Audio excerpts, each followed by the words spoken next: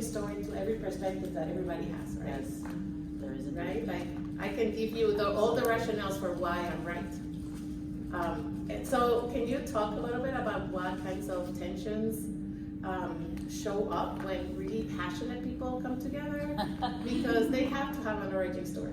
They all do have an origin story. This is where I feel like my past as a historian is really helpful. Right. Like, there's got to be a past back there. That's coming from somewhere that's not in this room. But there's lots of conflicts, right, that we see. And I think in these giving circles where we are a lot of passionate women, care a lot about some issues, think it matters. It does matter.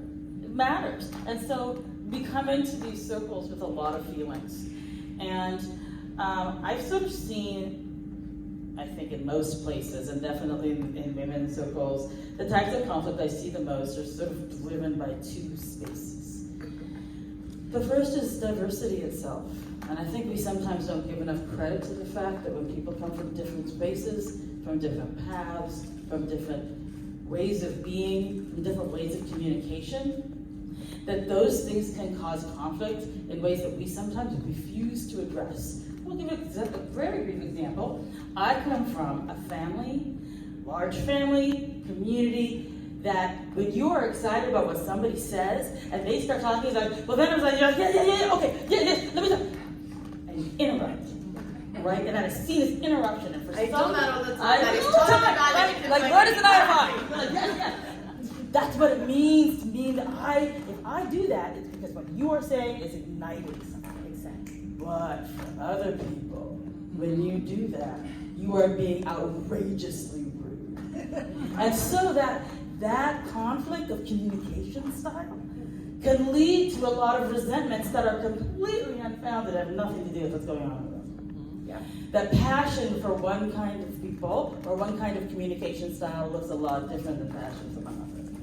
And so acknowledging the fact that we come into spaces with our own ways of being is really critical. And that's where you have to stop and use your imagination. Why would a sane, really kind human being be interrupting me all the time? Maybe there's a reason, Yeah. right?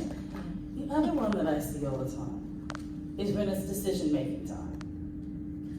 Decisions about who has the authority, who has the responsibility, who gets to make the call. And we see this in occupied space. Are members going to be involved in this conversation or not? Are we going to let members choose, or are we going to just do this at board level? You know, that. I hear a couple of I know, exactly. So that question of communication and that question of where do decisions get made is one that involves, in our world, and the way that I like to think about it, you bring imagination and you also bring a lot of communication ahead of time. We are going to make a decision like this. There is a decision to be made. Here's how it will be made. We will now go forward with the decision. Do you remember when we talked about how it was going to be made? Here's how it was made. It seems so childish to go back and forth, but open communication like that is so critical when you're talking about the Can I decision. pick up something I would that love you dropped? Yes, please.